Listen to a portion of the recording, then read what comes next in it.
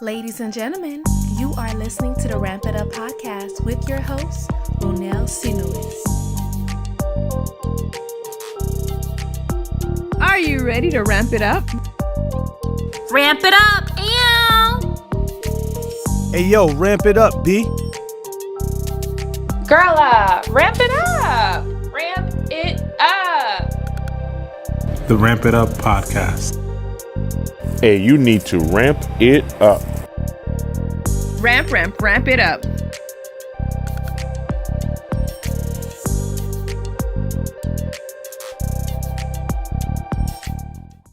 And we are back with another episode of the Ramp It Up podcast. I am here with someone I've had the pleasure to make the acquaintance with, not only here in the digital Zoom world, but in person. And I had to say it was an exciting, 14, 15 days of us all together. Anita Hollander. Anita, say hello to the people. Hi. Oh, this is such an honor and a pleasure to be here. Thank you very much. I know you're super busy, although you said you're looking forward to a quiet June, but that's not the case this month. It didn't happen. All right, just to share a little bit about Anita. Anita has performed throughout the world, including such places as Carnegie Hall, Kennedy Center, London, West End, and York Shakespeare Festival, Europe, Asia, Russia, and all over America. As an actress, singer, composer, lyricist, director, producer, and teacher. She's premiered new works of composers and playwrights. And she has sang original work of Philip Glass. She received the Helen Hayes Award nomination for Outstanding Lead Actress in a musical for the Olney Theatre, premiere of the 5th season, and the originated title role in the award-winning play Gretty Good Time at the Kennedy Center in Washington. As a 2-time cancer survivor, Anita has negotiated over half of her 50-year performing career, that is amazing, on one leg, using her disability not only to enhance her roles, but enlighten the world about disability and promote greater visibility and employment for performers with disability. She's guest starred on Law & Order, FBI Most Wanted, and Welcome to Flash, and appeared in films such as Handsome Harry and The Musical Chairs. A favorite theatrical role was Grisabella in Cats, which you played as a 3-legged cat and won a Broadway World Citation. Anita, the bio that was on your page was so long, but even that wasn't enough to express your talent, the work you've done, and of course your advocacy. So I want to turn it over to you, of course, to talk about yourself. I love hearing it from the person. But of course, thank you for joining me on the podcast. We're going to share a lot about our experiences together, the work you did as we were in Alabama at Lakeshore and performing for UAB. But I want to know more about who Anita Hollander is. Well, thanks, Ronell. And I'm so glad to be doing this with you. And I should really update my website because honestly, my career is 60 years long now. Wow. I don't know. I guess it was 10 years ago that I wrote the bio, but things are amazing. I started acting when I was 8 years old in a professional equity production of The Sound of Music in my hometown of Cleveland. It was a theater that brought people from Broadway to do shows. And because it was The Sound of Music, they cast local children for the children. And so I got my first shot at professional theater at the age of 8. And my parents knew, literally by the time I was 4, they knew that this was something I wanted to do. Really? They watched me make up shows and create my own shows from Broadway albums, record albums, because they were record players back then. My mom always says, we didn't know what to do with you because you were so ready to go. So we took you to that audition and you got it. And we were like, I was at first the understudy for Gretel, the youngest child, but she was kind enough, the actress playing her was kind enough to get German measles for one weekend. And literally when I said, I'm sorry you got sick, she said, no, now you get to do it. Now you get to go on. And the show was so successful that a year later they brought the folks back from New York and they did it again. And that I had grown 2 inches, so I got my own role, Marta, the second child. So what it did was it it made me know. It helped. It was a great experience to let me know that this was the track I wanted to be on. And my family all knew it. And I have 3 sisters, all musical. The whole family's musical. And my grandmother, Celeste, which is back in that picture back there. That's She was in beautiful, yeah. vaudeville. Yeah, she's leaning against the proscenium, wearing nothing but a leopard skin, I believe. Well, hello. Exactly. She died 6 years before I was born, so I never got to meet her in person. But my mom, all my life, my mom has said, "You look so much like her." And I was doing exactly her track. I mean, it was like I just came back. I'm her, and I came Continued back her. 6 years later to keep an eye on my mom, which was her daughter. The whole story for me, I've got it all figured out. But at any rate, it explained a lot why I already knew I wanted the tap dance lessons, the ballet lessons, the auditions, the theater, the commercials, whatever was available I wanted to do. So I grew up doing it. And I had 2 legs when I started out. But while I was at Carnegie Mellon, and I already had a great resume as an actor and a singer and everything by the time I went to Carnegie Mellon, but I wanted more acting training, and thankfully I got in. And in my junior year, I was diagnosed with cancer called neurofibrosarcoma, which means a whopping tumor inside your nerve. Okay. It was inside the motor nerve of my left leg. Very unusual, and it took 9 months and 10 different doctors going around to every doctor to get a diagnosis, because it was so rare. Literally, they'd only seen, I was the second case of it. I was in Cleveland, but a neurologist literally sent my mom and I to New York, to the Neurological Institute, where they said I was the second case of that they'd ever seen or diagnosed.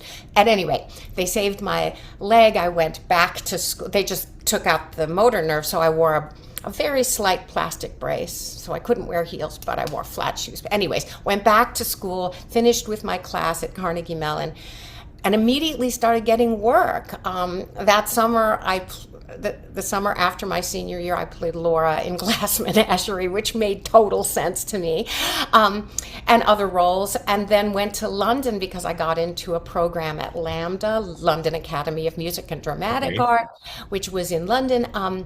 For international students, it was a year-long course, and in those days, it wasn't as expensive as it would be now. Yes. Fortunately, my dad had died about a year and a half before I got cancer, so we were always worried about like money and stuff like that. But fortunately, it wasn't miraculously affordable, and I went and got work over there for a couple of years in Europe. Came back to the States, and it was when I was back in the States that I got the same pain in my leg again. And once again, the doctors who operated on me the first time said, "Nah, it's just radiation damage," because I had chemo and I radiation. just want to pause for a quick second because I want to focus on the transition from essentially child star, because millions of parents out there are always saying, my child is going to be the next it. They have the it factor. She's been singing and dancing and acting since she was 3, 4, 5, just as you're saying, but then it materialized for you. It really became tangible. Like that support, especially since you're saying you're coming from a musical family in the background with your grandmother. What was that support like coming from your parents? Because the traditional thing is, hey, go find a good career, become a lawyer, doctor, engineer, like myself coming from the Haitian background. Like those are the 3 ways to be successful, and that's about it. So what was that reception like when they realized, okay, Anita needs to be on stage? Well, it's a lot of things come up in my mind because a Jewish background, doctor, lawyer, those are very big. Fortunately, though, on one side of my family was my vaudeville grandmother. On the other side of my family was a grandmother who was an opera singer and ended up singing in the Cleveland Orchestra choir with the Cleveland Orchestra. So we had music going on in life. It was a part of us. And my dad, see, this is interesting what you just said, is that he did get his law degree. He became a lawyer. He was a lawyer by weekday, And in the weekends, he was the cantor at the synagogue. He was associate cantor at the synagogue, sang all the services for the young people's congregation. I mean, he was always singing. And he loved Broadway so much. He took us every year to see Broadway shows.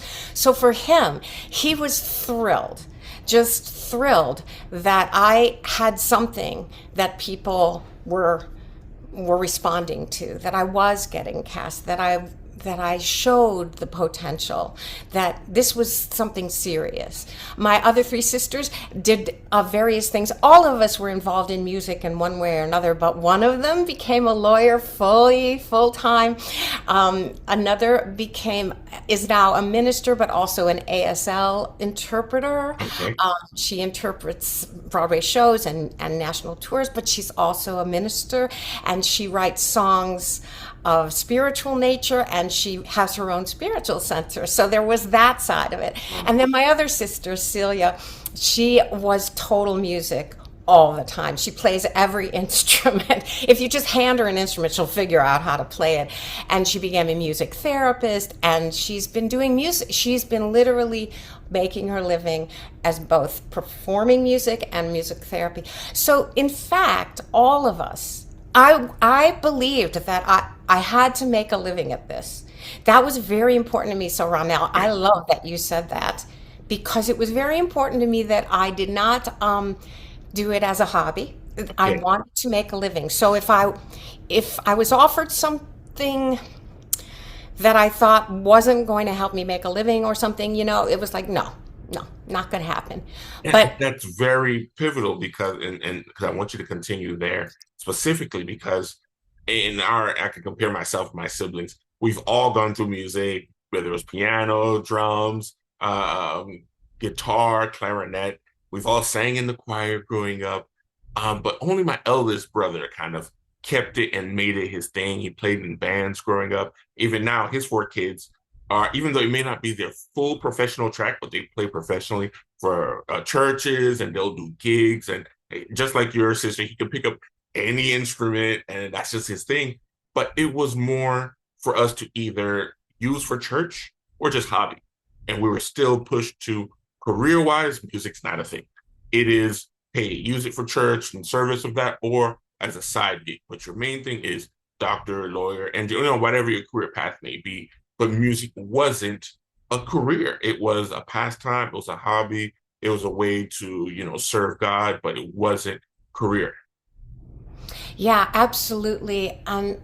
It's funny, there was a certain point. I mean, you don't make a huge living unless something happens. You suddenly get a gig that pays well, and it's like, oh, good, save that, But for me, all the way through all of the various cities I lived in and the places that I went, it was like, I will do whatever they'll pay me for. So if I was going to be in a show in Boston, say, I said, well, I'll do the show if directing pays. If the acting isn't going to pay, but if the directing pays, I'll direct the show. Okay. And that's what I would direct the show, and I was in it. And that was, I got a paycheck.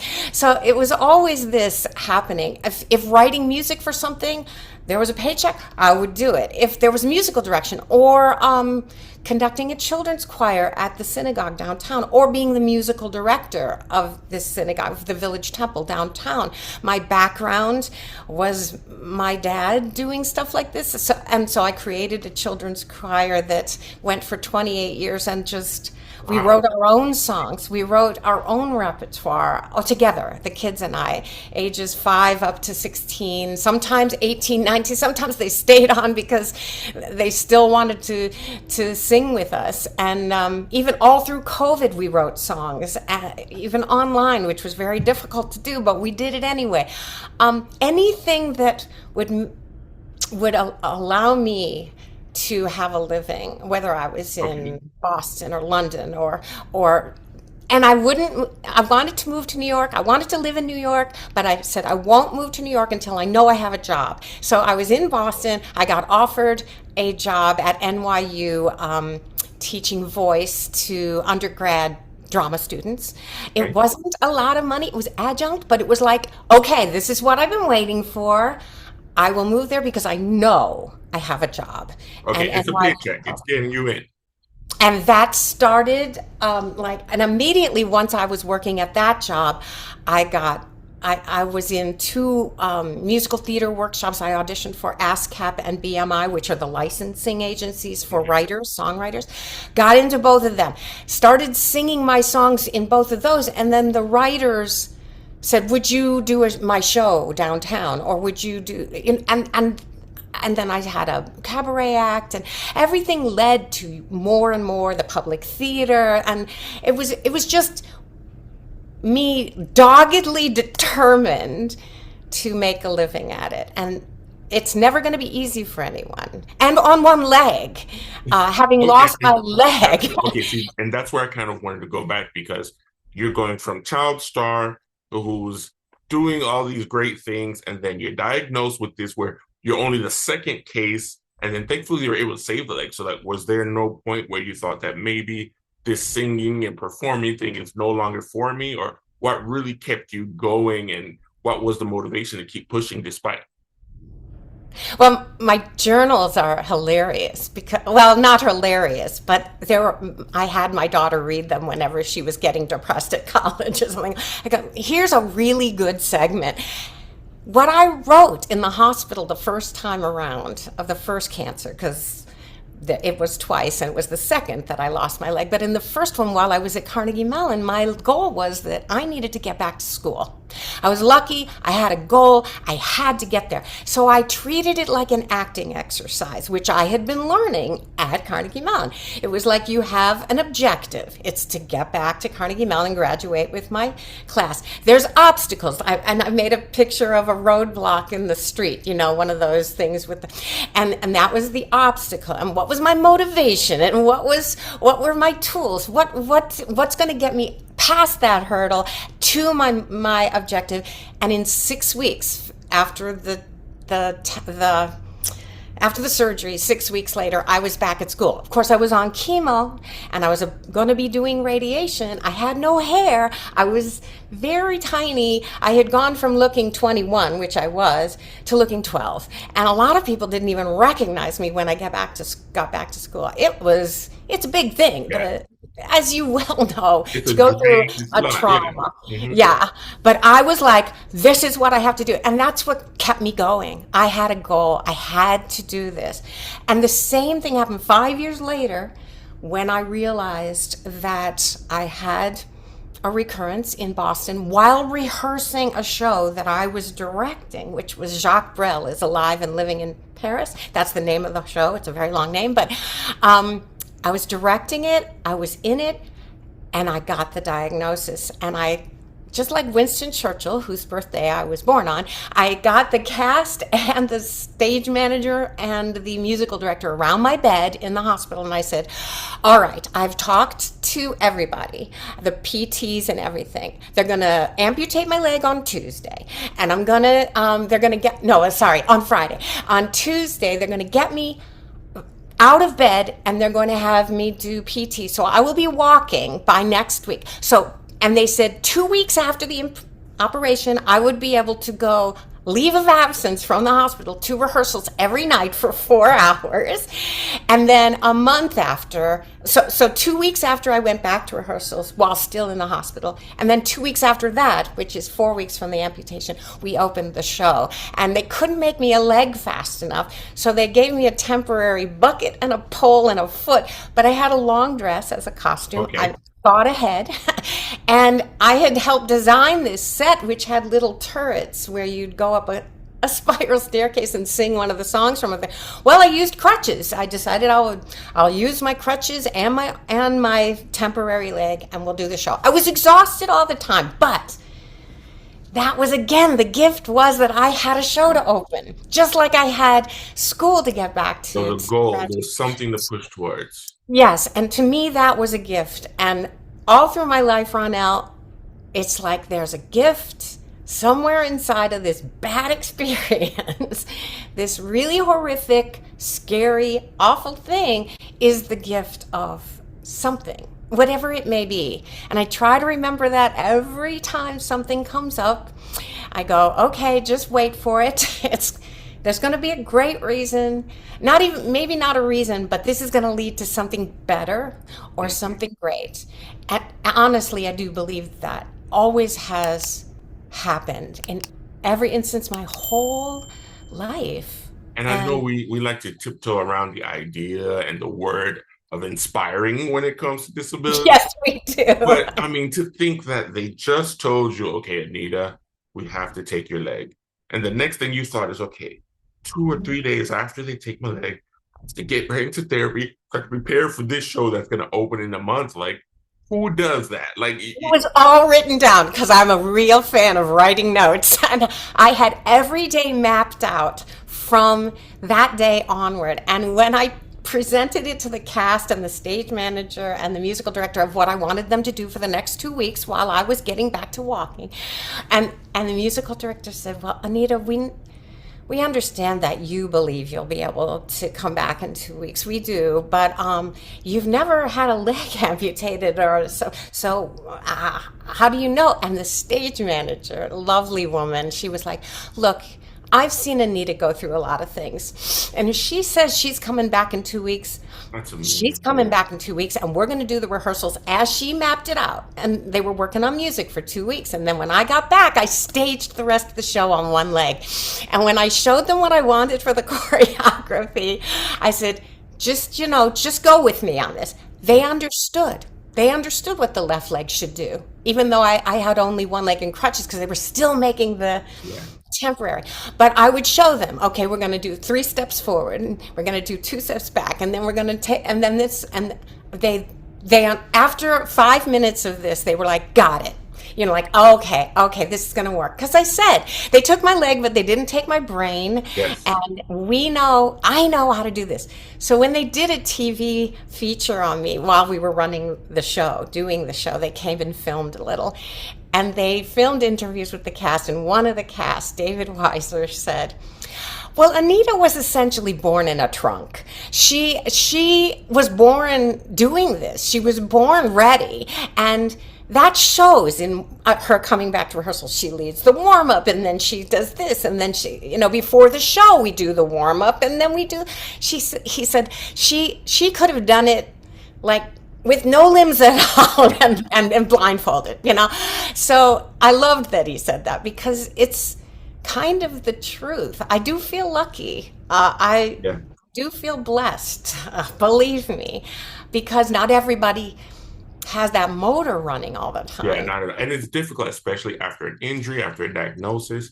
If you had it innately, sometimes it slows down. And Absolutely. A theme we have on the podcast with a lot of my guests are they find that goal, they find that motivation, or that inspiration, I guess, to push themselves forward and to move past, or despite whatever terms you want to use. But a big thing has always been those who have the right support. Whether it's family, whether it's friends, whether it's a partner. What was your support system throughout everything? Well, it's been interesting because a lot of the times I've had to fight and say, no, I know I can do this. Whereas my wonderful family who shows up, they'll show up at any time I need them. And my mom, my mom, totally fantastic. Having dealt with the sudden loss of our dad from a sudden heart attack. Now she was suddenly dealing with each of my sisters and I got sick in some way after he died. It was like our body's response to that trauma. And I was kind of the last one. After everybody had gone through different things, she was like, we're not letting this person die. We're not letting my daughter die. And then came cancer. And man, she just kept taking me to doctors and we flew to New York in the middle of a snowstorm, and she got me in that. She's 92 now, completely, I'm knocking on wood, completely healthy, vital, vibrant, still vibrant, like you wouldn't know looking at her that she was 92. But this has been this woman. She is a fighter, and I was a fighter. So sometimes we fought with each other because that's a step too far. I don't think you should be doing, like when I got pregnant, I'm speeding ahead, but I got married, I got pregnant, and she was like, you've been through chemo, you've been through radiation, you're on one leg, and you have a career, Anita, you have a career on an artificial, you have all these things. Isn't I'm it a little enough? Haven't worried. you done enough? Why go She further? was worried. And of course she wanted to be a grandmother, and my sisters had not yet had kids yet. And I was like the first one who was about to have a child. And she was like, I'm really, she was so worried that I would die in childbirth, that the chemo had done something that might damage a child or whatever there might be. But she was mostly afraid of losing me. And she had fought for me both those other times to make sure that I was still alive. She was not going to lose me. And she thought that my life might be in danger. And we were all so thrilled. Because I said, you know what? I've had 3 miscarriages. This may not work out either, but this one seems to be sticking. And I was getting messages from this one. It was like, there's nothing you can do. I'm coming. There's just nothing you can do to ruin this. She kept saying that. This little fetus, little baby was saying, no, no, no, it's okay. Like I fainted one day when I was doing a performance. I blacked out. And all the people working on it were like, you go home to bed. We're not losing this baby. So, in other words, there was a support and people who believed in my talent. That was another support system, like that stage manager who said, no, if Anita says she's doing it, she's doing it. Whereas the other folks were like, I don't know. I had cast understudies, one for the 2 men and one for the 2 women. So I wasn't stupid. I backed up Preparations, the situation. I'm a preparer. I worry, so I prepare to try to get my worrying down. I write everything, and they went along with it. And what we got was a beautiful production that had deep meaning, because Jacques Brel's music, Belgian French songwriter, writes such deep and intense music about life and death and love, but it's gritty, and it's there, and the whole cast, we all just threw ourselves in, because there was this idea that I was now a survivor, not once but twice, a survivor. And we were all, and they were like, if she can do it, I can do it. And the level of intensity grew, and we really felt it, and our audiences felt it too. And again, I'm going to fast forward since you did the same. I think we felt the same thing in Alabama at Lakeshore, because we used, again, whether we say inspired or motivated, we motivated each other to think that, okay, Chuck might be dealing with the UTI, but look at him here at rehearsal, or someone else might just not be feeling well. If they could do it, I can push myself to come to it. And we felt it in the performances. We felt it in the lines. We felt it in the rehearsals. And I think I really used that as my motivator to think, okay, maybe I might need the morning off, but when I come back in the afternoon, I'm going to push myself as far as I can. And I enjoyed that. It was motivating just to say. Well, it is, because we were surrounded. I've never heard the expression UTI so many times in 2 weeks. That's all I can say. Everybody, because of the intensity, we got up early. We were warming up. We were using our voices. We were using our bodies. There was dance. There was singing. There was sharing deep emotional stories that could be trauma producing. There were trigger warnings everybody was telling some of their deepest feelings on a stage in front of an audience, and we had to get it ready in like 12 days or 10 days, whatever, which is usually a summer stock thing for professionals who know how to do this. You guys were writers who were now going to be performing their work in front of an audience, and that had to happen very quickly. And oh my gosh, I think this was that kind of motivation and support and inspiration in action. And I said that yesterday when we had a meeting of the group, and I said, the thing I saw was there was quality of life and work. And my life, the challenge has been balancing work with life, because I will work too hard and then I will be exhausted.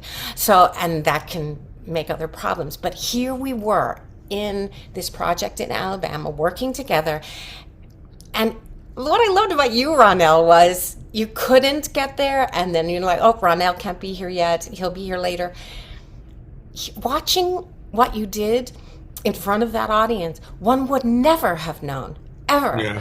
that you had so many struggles getting there. You just did the work. You did the work, and it didn't matter. And everyone else would say, well, I agree with you. Well, if she can be here, if Connie can be doing this, and she needs a better wheelchair, and somebody else needs a walker that's not the one they've got. And fortunately, we were on a foundation, in a place where it was training for Paralympics, where people did kind of understand, oh, we need to help her. We need to help him. I don't know, it was, And again, not to mention the visit to the Civil Rights Institute, which was, oh no, that was that's where the word inspiration really drove it home, because I was deeply, deeply moved and inspired by that. And then let me say it here in front of everyone. I apologize for all the tardiness and missing some. I felt so bad. And I was just, because again, initially, I was like, I'm going to sing. Like, we talked about it a lot after the performances where we were having our Q&As, but none of us expected any of this. Even on those Zoom calls in preparation, when we were speaking with Elizabeth and Suzanne, when she mentioned that Anita will be joining and singing, bringing music, I was like, okay, I guess other people will be singing. Or she's going to bring a group. Yeah, and she'll just play or perform herself. And then when you start talking about, okay, so who wants to sing? I was like, what's happening here? Like, what's really going on? And it slowly became, like you said, we became actors. We became actors and actresses. We became the singers. We became the dancers. And even with, again, my chorus background and things like that, it was never on a professional level for me. So I never thought of doing something like this. Again, a Broadway performer with all these accolades. I was just like, well, maybe I'll just step back and let some of the others. But then seeing you create in such a small amount of time, taking our work, our words, the stories that we've shared and created them. And I told you, of course, for the listeners who may not have had the opportunity to watch the show, the link will be available. All the songs will be there as well. But I told you that the Mind for Hers was the one that it just hit me in all the feels. Like, all the songs were great. And I think the only bad part of the show, or one of the bad parts of the show ending, was these songs are just in my head for the next couple of weeks after listening to them and practicing so long. But Mind for Hers just hit me in such a way that we've all, I think, at some point felt that, where we saw someone else that may have been in a position where they were just a little bit less fortunate than us, no matter what our circumstance was. And you were like, wow, I wish I could help. I wish I could trade places or just do something for that individual, because, we're all human, whether we're injured, whether we have a diagnosis or not. There's someone that we want to be able to connect with. And that's it. The voices, again, putting Connie, the girls are going to yell at me so much for forgetting all the names right now, but for choosing those three, Gina, Connie, Gina, and Monique. I believe. Monique, yeah. It just fits so well. And then having, it was just amazing. And again, I'll share the link so everyone else can enjoy it as we did. But I was like, how did you do that so quick? Like, even from a writer's perspective, where they could give us a prompt and tell us, okay, write something in 20 minutes. It's different when you're doing music and you're composing and then you're finding the emotion that goes into it. I was just impressed. Well, Allison's song was the first one that came to me right away when I heard her read this piece about being in an electric wheelchair, helping a person who's in a manual chair, and then helping her get to her bus. And hearing this young woman, is an older woman with a younger woman who's a nursing student, and she's taking 3-4 buses a day, to get to her training, and she can't afford another wheelchair. And then she sees her to her bus, her last bus of the day, and says goodbye. And the last thing in her writing, in Allison's writing, was I couldn't look at her when she smiled at me, because I couldn't help thinking, why didn't I trade my chair for hers? Oh my gosh, that hit me so much that very night I sat down with that writing, and that music came right away. It was the first song of the 4 and I was weeping as I was singing it and writing it. I sang it for my husband, and I'm like, I'm crying through the whole thing, can hardly get through it. And the other thing, Ronell, was that we all knew it. I knew it might not be the easiest song to sing as a solo. We heard a few voices online. I was listening to each of you give me a little of your voice, and it just seemed like those 3 were the right people. But even they were like, this song is too lovely. I don't want to ruin it. I mean, what if I can't do it? And even the director she's like, I know you guys are working on it. I know you're doing your best, but we were all not sure. Could we pull this one off? Because we all cared about it. And I think the whole cast cared about that song. And of course, Allison, who wrote it, was just glad that there was a song to her story. She was so happy. And what was beautiful was that each of the three singers had the vulnerability to just, they wanted to tell the story, and they put their all into it. And I think that's what came across to the audience, that these pure, beautiful voices of these three people, all who have disabilities with walkers or chairs or whatever, the sweetness and the vulnerability of the song. I'm playing it on the piano next to him, and I'm like, hold it together. We sang harmony. They did some harmony. I threw a third harmony. And I mean, there was but it was very gentle. And oh gosh, Ronell, I'm glad you brought up that song, because we didn't know a lot of things. I was like, you guys, I don't know. Would you like to try a harmony? Who knew if it was going to happen? But man, it did. It really did. One of the other things that just really sat with me, because again, church choirs, these are people you may have known for months, years. You've been practicing with them before your first performance. We were strangers. You brought a group of 14, 15 of us who met each other online, who knew none of each other's professional or even our hobby, our backgrounds, and made singers out of us. And though we had people who had some experience, like James, who's a professional musician, and those who may have done some course in the background, you took people who, one, weren't confident in themselves to be able to sing. And then I was like, sitting through some of our rehearsals or just some of the exercise we were doing, I was like, are we sounding good? Is this what's happening? Like, are we on note? Did we just harmonize? It was just really amazing seeing it, especially again in such a short amount of time, people that had no idea, and just finding our voices. There were times where okay, we're moving you from the high part to the low part, and just seeing how it worked. And I figuring out, who belonged on what. And James, sorry, Ronell, I was thinking of James too. He's such a good musician.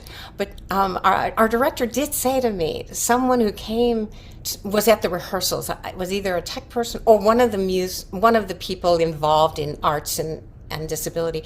She turns to Susan, the director, and says, Suzanne, she says, so you brought in real singers. You hired some singers to do this. And she goes, no, these are the writers. These are the people who wrote this. They are not professional singers. And this woman was like, that can't be. That was so great to hear, because you guys, I had chills at the end when we hit that final chord. We hit the chord, and then we were the unison at the end. Oh, it's just beautiful.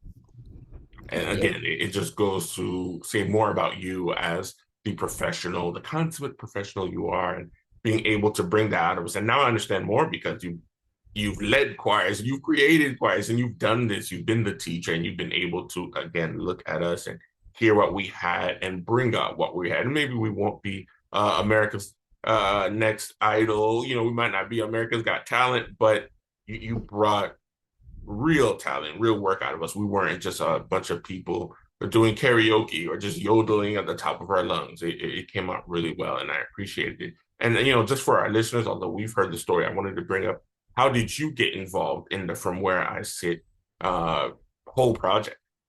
Yeah, it was really strange synchronicity that during COVID, I was on a lot of symposiums and Zoom type groups talking about disability and theater and things I had created and worked on, and my experiences in musical theater with disabilities, and working hard to promote more inclusion of performers with disabilities. And she was on the one that we were doing with an Australian. So we had people literally from all over the world on that Zoom. and people like sent me their cards and sent me their information and said I'd like to keep in touch. And these were people literally from all over the world. But there was one woman from Minnesota, but a couple years had gone by, and I was like, okay. She got in touch with me and she said, you probably don't remember, but we met on this 1 day, 2 hour thing online from the Australian guy. My Australian counterpart, who's also a performer with this, who is a disability advocate in Australia for show business, as I am, and he had gotten in touch with me and we collaborated, and so he asked me to be part of this thing. So the couple of years go by, and then she goes, I'm going to be in New York. I'm working on a project. I mean, could we just meet? Could we just like have lunch or coffee or something? I really would like to talk to you about this. And we did. We had a very nice lunch that ended up being 3 hours long. And she talked about this project with the writers, and she talked about a lot of you and said, and she talked about your voice. She talked about, she talked about many of the different people and their stories. And she said, I think we're putting together this piece that's going to be in Birmingham, Alabama, and it's not happening until next year in April, but I was wondering, we're going to be working on this throughout, and maybe you could write some music, write a song. I don't know how you feel about that. And I said, it sounds like a great project, and if I don't get something that I like, a TV show or something, or a show that I can't go, at least I can work with you guys and I can listen to the stories and see if I can come up with something. And even if I can't be with you in Alabama, I would do it. And so then then a few months went by, actually quite a few months went by, and then she said, I think, do you remember we had lunch a few months ago? And I'm like, oh, let me look through my notes. And I'm like, oh, right. And she said, well, we're meeting every month, and I think I'd like to bring you on board now, if you don't mind giving a listen. And the first time I came on to the Zoom with you all, that was when I heard Allison's story and Amy's story about being a New Yorker, and which was like, to me, that's a comedy song. That's going to be a fabulous comedy song. And then I started hearing from where you were from and what this thing was going to be like. And the more I met with you all, the more I watched, just sort of watch what was going on from month to month, the more it became clear that Suzanne was putting together a really cohesive piece of theater, not just story. It was more like intertwining you all, finding a common bond, finding differences, and really giving an audience a chance to get to know 15 people by the end of an hour. I was so impressed with her work and you guys that I thought, I'm going to put it on the calendar for April. And then, about November, December, January, the music started coming, and I have like the dates on all of the songs of when they got written. And then I developed them further. But it was important to me before I wrote the two songs. I said, Suzanne, it needs an opening song, it needs a closing song, and then like two featured songs. What do you think? And she's like, literally, I was only looking for one song. But if you could do 4, my God, that would be great. And then, of course, she did a reprise of the opening in a different feel about it. And I was like, I'm all for that. I don't have to write a new song. I'm just going to give it a different feel. And I mean, her direction really was phenomenal. And Elizabeth's work with everybody was wonderful. So this whole thing, it just gelled so much that it became a real show from beginning to end. And I was like, I have to come. And there were other things that were starting to happen, like, can you come up to Boston and do a concert on April 26th? And I'm going, I'm supposed to go to Alabama. So I said to Suzanne, can I wait a few days? Yeah, we want to get something else done. So when you come, we'll start the music that. So it was like, it was sandwiched in between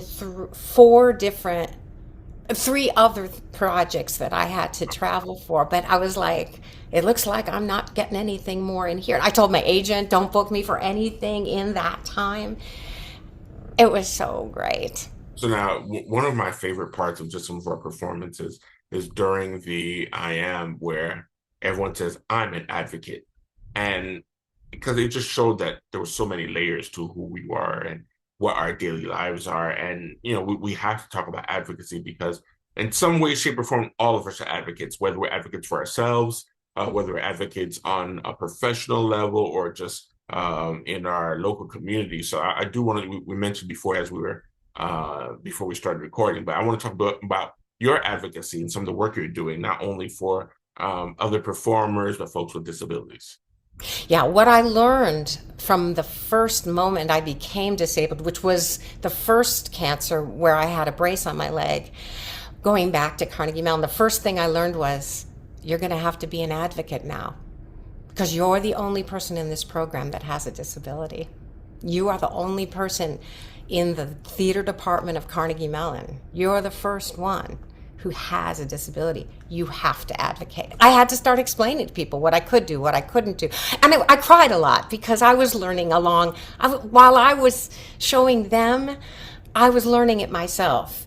In voice class, they were doing somersaults, and I was always doing gymnastic stuff. I loved doing gymnastics. I couldn't do a simple front roll. And I went in the bathroom and cried my eyes out. I literally did. Or there were moments like that where I said, they want me to walk slowly with a mask on my face. Okay, I can do the mask, but I can't walk. And they're going, walk slower. I can't. I have one leg that I can't feel. I'm paralyzed from the knee down now. But I didn't know I couldn't do it until I tried. And I was like, and then I cried in the office of my wonderful movement teacher and my clown teacher. And I was like, are you getting tired of me crying? And they were like, you're doing amazing stuff. You can cry all you want, and they watched me each step of the way accomplish more. And by the time we were in and then I passed my stage fighting exam with a brace on my leg. And the stage fighting director who came from England didn't know I had a brace on my leg. So this was the thing of the advocacy was, I don't know that I realized through those last period till I graduated that I was an advocate all along. That I was showing people what is the potential, what the possibility is, because any one of those people could have become disabled at any moment. Anyone could have been diagnosed with a serious disease at any moment. It's not limited to this group or that group. And it showed me when I went out into the world that everywhere when I went on tour with a group of young actors from Lambda, we went on tour to Holland and Belgium and Wales. They were learning every day of that tour what it is like for this actor with this brace, with this paralyzed leg, with the foot that drops. If the brace falls off, the foot goes like that. It's like, and we were dancing, and one night I hurt myself on stage because my foot flopped over and I was in pain. And these young British international students, but mostly British, young folks who were really not paying much attention to me started to pay a lot of attention to me. And they were like, oh my God, and they got me drunk, and that's the only time in my life I've ever been drunk. But I was not that kind. I've never been able. Anyways, but I was an advocate. And then it went on, and after I lost my leg, the American Cancer Society got right on it with me and had me tour the country as a celebrity against cancer, talking about the fact that I now got married and I have a child. And they said, bring your child, bring your husband. We want people to know there's a life after what happens to them. And then on top of that, when I moved to New York in 1983, I was asked to come to a meeting of performers with disabilities of the Tri-Union. At that time, it was Equity, Screen Actors Guild, and AFTRA, American Federation of TV and Radio Artists. Three unions. Now it's only two unions. They've merged a little. However, I went to that first meeting when I moved to New York, and I was like, I think they need me more than I need them. I wasn't yet a member of the union, but they wanted me there because I was performing all over town. I was at the Improv opening for Robin Williams. I mean, I was like doing all of this stuff. I was working, and I had one leg, and I was at the Public Theater, and I was working on one leg. And so this was the idea that I was out there saying, basically, you have a life. That something happens to you, your life still is there waiting for you. Again, Ronell, I have to say how blessed and lucky I feel, because I didn't see myself ever getting married. work was everything to me. I didn't see myself, this was when I was not disabled. I didn't see myself having a child. It all happened after I became disabled. And I think you've mentioned it, and many people in Alabama mentioned that life opened up in a way they never expected, and they were doing things they never thought they would be doing. That was me. That was me. All I knew in my life was I'll be doing theater, and I don't care what else happens. And as my journals always said, this is a test. This is only a test. You have to get past this test, and then this is just a test to see if you really want this. Do you really want a life in the theater? Do you really want a life in the entertainment business for every 20 auditions, you'll get one job if you're lucky. If you're lucky. And people are going to say things like, oh, no, I'm sorry, this isn't that kind of show. Yeah. Could you please leave? Before I even got to sing at one audition in New York. Didn't even let me audition because it was like the way I walked on my artificial leg. And then when they were at that one story, I knew the musical director, and the next day the musical director said, did the auditions go? And the director, she said, this woman came, she had an artificial leg, and this musical director said, oh, Anita, it was Anita. Didn't you think she was fabulous? And she said, the director said, well, no, I didn't have her sing. He said, why didn't you have her sing? Well, I didn't want her to embarrass herself. Yep. Ooh, ableism. That's the story that kept coming up. And now when I do the urban improv in Boston with kids from the 4th and 5th grade, every year, a couple of days, doing improv about disability, about, they're learning, but they're acting it out. They're acting out people's responses and different things. And we do the audition scene where that happened, and the kids are... the silence of 4th and 5th graders in that moment is palpable, and then we all sit down in a circle, and the minute we start to talk, to do a Q&A, they're going, I don't believe that happened. How did you feel when that happened? That sort of thing and they never look at disability the same way after that. And I love that, and because I know a lot of people think of advocacy as picketing or something on that. So that even myself living day to day, that's the visual that comes. But I love what you say. You're just living. You're showing them that, hey, your misconception is because of my leg, because of my spinal cord injury, because of my diagnosis, I don't have the ability to. But and again, even the term disability, the focus is on what you're unable to do. But the reality is that doesn't change my training. That doesn't change my capacity. That doesn't change my ability to do something. I may do it differently, but that doesn't change the quality of the work. And I run into it as well, where people, if I happen to be in the hospital and I happen to tell them, I have work tomorrow, I'm not feeling well, they're like, you work? Well, yes. There are things that must get done, bills that must get paid, or I just have passions that I still enjoy pursuing. And the idea, and it's just a misconception that's kind of put out there that the moment you are ill, the moment you may be injured, the moment you are sick or just dealing with some sort of physiological challenge, you're just unable. And that's how I want to live my life. Not in spite, despite. Look, I'm living. Yes, this is what's happening. This is what may have happened. But as you said, I have my journal. I might not write as organized as you are, but I'm still like, I have this planned out. This is what I want. Maybe marriage might not happen at 38, but maybe at 42 by then. But I have those goals. I have what's pushing me forward. And I think that's my way of advocating. Of course, we still write letters to our senators. And if the sidewalk is messed up by my house, I'm still calling the right people. But my form of advocacy is correcting that mindset. Right. And that's not to say I haven't spent the last 40 plus years actually ending up the chair, the national chair of performers with disabilities for SAG-AFTRA, and being on council at Actors Equity, and going out talking to the Hollywood producers, negotiating with them about inclusion, negotiating with the Broadway producers on inclusion, spending hours, days, months, years advocating, putting myself out there and creating inroads between producers, directors, writers, casting directors. You know, it's funny, Ronell. I have all the notes. Like it's a huge volume of over 40 years of putting it out there. I'm called the Velvet Hammer because I never yell at anyone. I never show That is anger. amazing. What I do is I say, here's a great thing that you guys that we could work on together because it'll benefit you guys. You'll get more sponsors for your TV show. You'll get more butts in seats at the theater. You'll get more, General Motors makes a lot of cars that are adjusted for people with disabilities. You want them to sponsor your show? Have an actor with a disability in the show.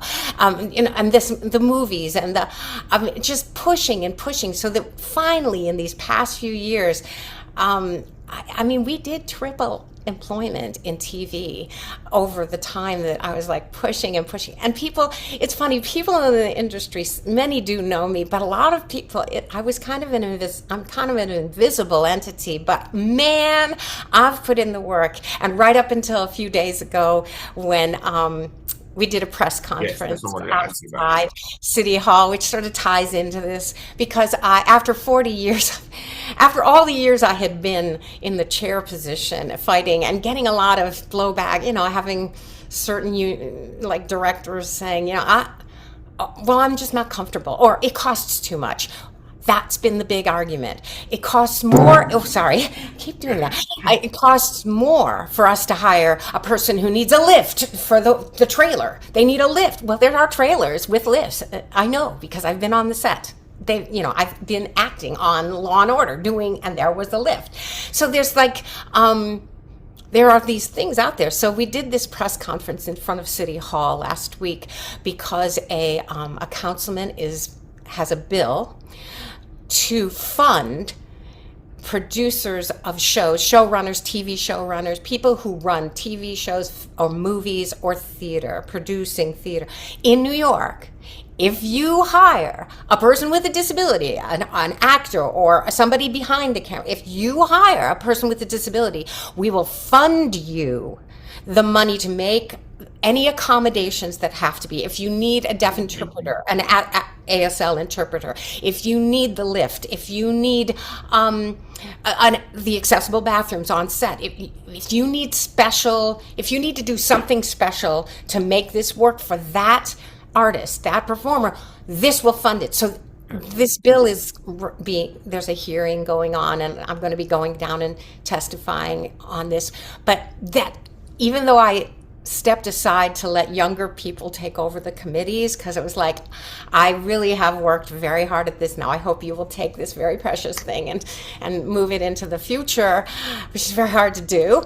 I thought, well, that's it for my advocacy. No, a casting director calls me who I've known for years, and she said, we need your energy. We need your positivity to let people know that this is, when I stood up to do my spiel, I was like, spoiler alert, I'm here to tell you good news. Yeah. This is good news for you.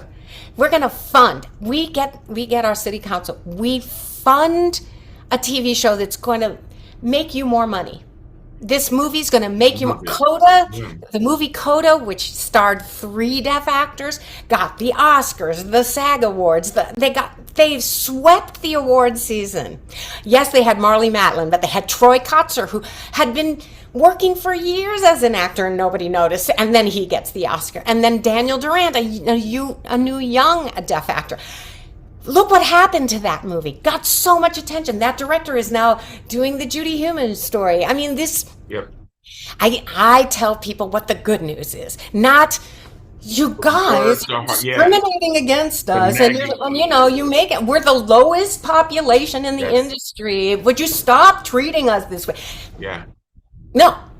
Here's what's good about this. Look at how the Paralympics have grown into a big thing now. It used to be a little thing. Now it's a big thing. You want sponsors? Toyota. Yeah. Toyota will sponsor. Look at the sponsors of the Paralympics and think of what your show, you could make more money because you'll have more sponsors. I love that approach. Instead of nagging and please let us be a part of it. You want to make more money. That's the bottom line. I can't wait for the memoirs. It'll be called The Velvet Hammer, the Anita Hollander story. I can't wait. It'll be amazing. It's a great idea. You mentioned it before, and I think it's the best way to kind of wrap up the show. I have to hear a quick song, whatever you have prepared. Well, this song is from actually the second show. I'm working on the third solo musical. The first one was called Still Standing. The second was called Spectacular Falls.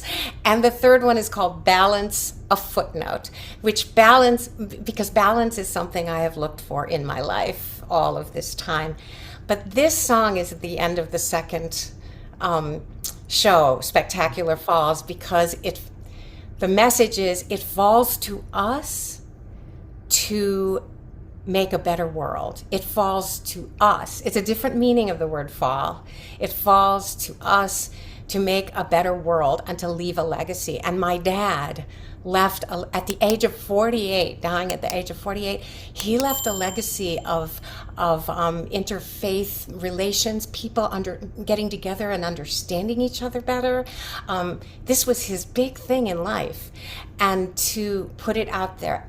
Plus, he encouraged us to do music from the time we could make a sound. So this I wrote for him, but I believe that it is the message of life. Because a little piece of paper we found after he died said, "Beyond the welfare of family and friends, it is the work we do for others and those yet to come, which must be the real object of life." And that's what this song is. Wow.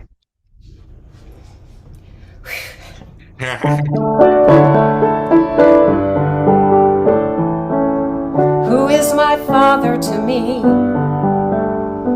I'm looking back 50 years and I see a man in the wings I still see today, who gave others their wings and showed them how to fly.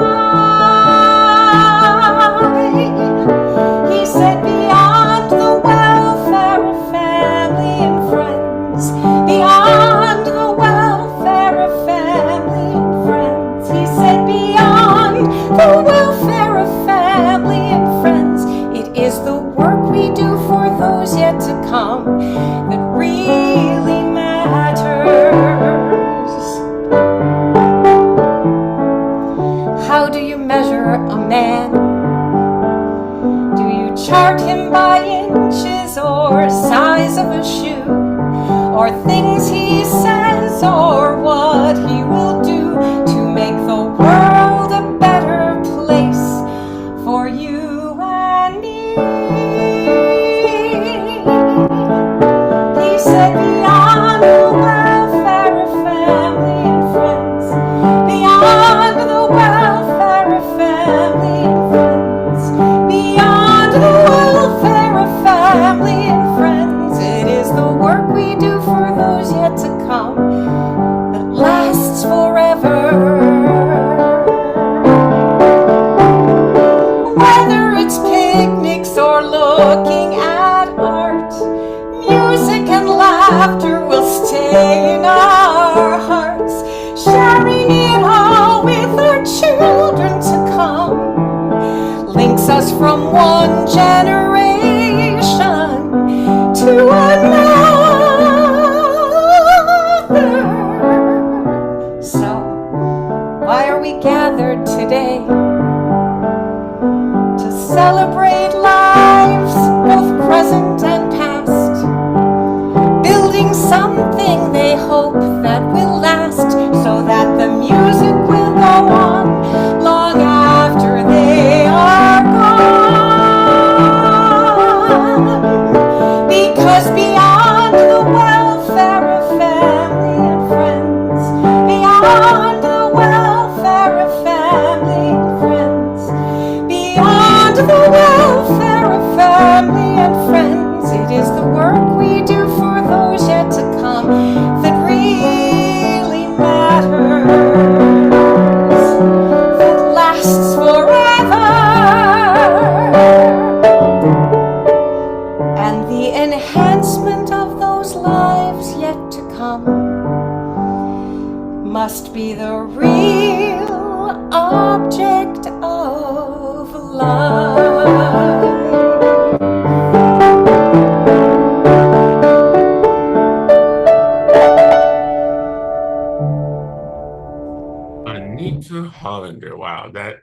that was a great way to sum up everything we've talked about. A great ode to a great man, and just the words of advice, leaving something behind. And it's the work that you've been doing for all other performers and those with disabilities. And again, it just wraps us all being advocates. It's amazing. And thank you for sharing it. And I know my listeners will love it.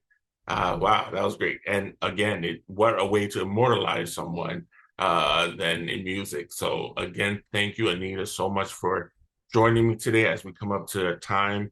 How can folks find what work you've done, what work is coming up, your music? If you have social media, your website, please share it. Okay, so my website is anitahollander.com. So ANITAHOLLANDER.com. That's the whole website. I'm on Facebook as Anita Hollander, and I'm on Instagram as Anita Hollander. So I think, and there's usually a picture there, so you'll know I'm the Anita Hollander you want to talk to, because there's a wonderful writer in Arkansas with the same name, and there's a Dutch person in Holland who I like too.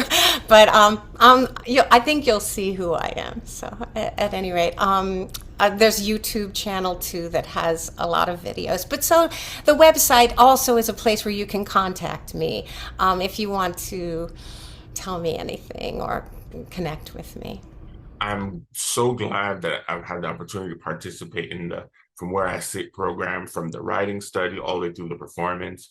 We went from little squares and rectangles on Zoom to spending 2 weeks together creating something. And even that time wasn't enough to get to know each other and to chat. I'm glad I got to learn so much more about you and you got to join here. I look forward to all the other works. I have to finish watching the episodes that you posted and shared on your website. But again, Anita, the 60 years, and I just hope for 60 more. It sounds so selfish to say keep going and keep working all this more time, but it's a passion I see just from your smile and just from what you put into it.